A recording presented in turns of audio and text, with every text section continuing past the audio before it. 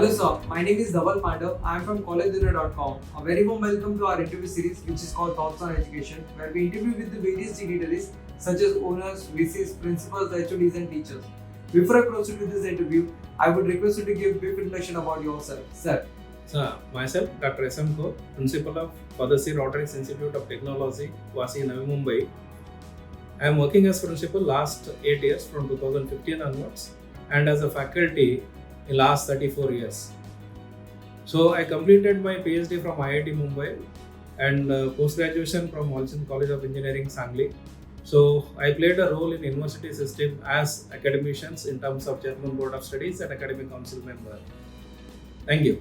It was really nice knowing about you and your experience, sir. So my first question is, you have held key position at Education Institute throughout your professional career. What keeps you connected with the education sector, sir, and how has been your experience so far with this institute? So I started my career with industry, and after 1 or 2 years I shifted to education. Mainly I like dealing with live human beings, and then because it is a day-to-day challenges in handling and managing human resources. And I started enjoying the journey of working with students. So I continued. Being the principal at FCRIT, what are your roles and responsibility, and how do you describe your leadership style, sir?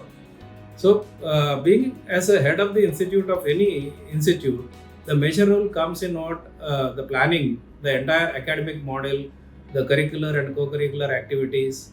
So all comes as a role of principal. But in this, I think in my opinion, basic objective of any engineering college should be generating practicing engineers, and wherein the scope for skill-based activity or project-based activity should take over. And in our journey, we already thought about going for autonomy and submitted proposal. Maybe next academic year, our institute will be autonomous institute, and there we'll be focusing on project-based learning and skill-based learning. How does the curriculum of FCRIT ensure that the students are being prepared for the future? I think curriculum is one entity. Along with curriculum, execution also effectively matters. As of now, our curriculum is of Mumbai University only, being an affiliated institute. Maybe from next academic year, our curriculum will be our own as an autonomous institute. But what we believe is, I think executing that content in right approach matters the most, and we created our infrastructure mainly to give exposure to the students in terms of what learning or practicing as an engineer.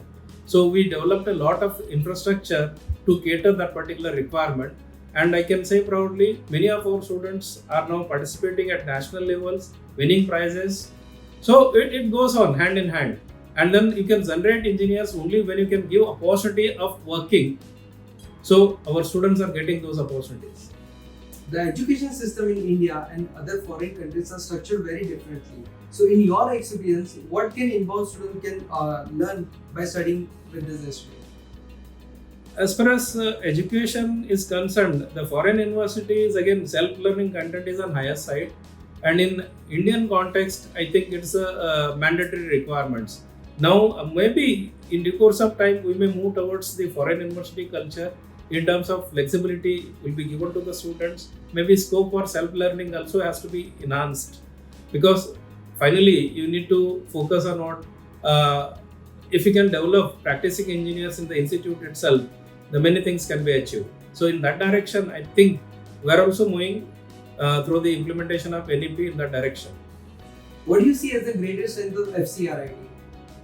The greatest strength of FCRIT is here we give focus on what right kind of attitude building and discipline, and we believe strongly that attitude and discipline shapes the future of our students. And I'm very proud of my alumni, those who are successful in almost all the domains and spheres of professional career. You call many university systems, our alumni are working as faculty. They are working in any multinational, name a multinational company, our alumni are working in those particular companies. I believe this is achievement of theirs, but at the same time, institute also played a role in shaping their future. Any suggestion you would like to give to the current youth and aspiring students? My concern as of now is mainly in terms of their attitudinal behavior. I think for the better growth opportunity, they need to change their attitude. Attitudinal issue always plays a role. The right kind of attitudes helps them to save their future, and if there is no right kind of attitude, that may even derail their career path. In that particular context, I would like to say that students should have a focused approach, build right kind of attitude for their own growth, and institution will only facilitate their growth. But individuals needs to work hard for building and growing their own.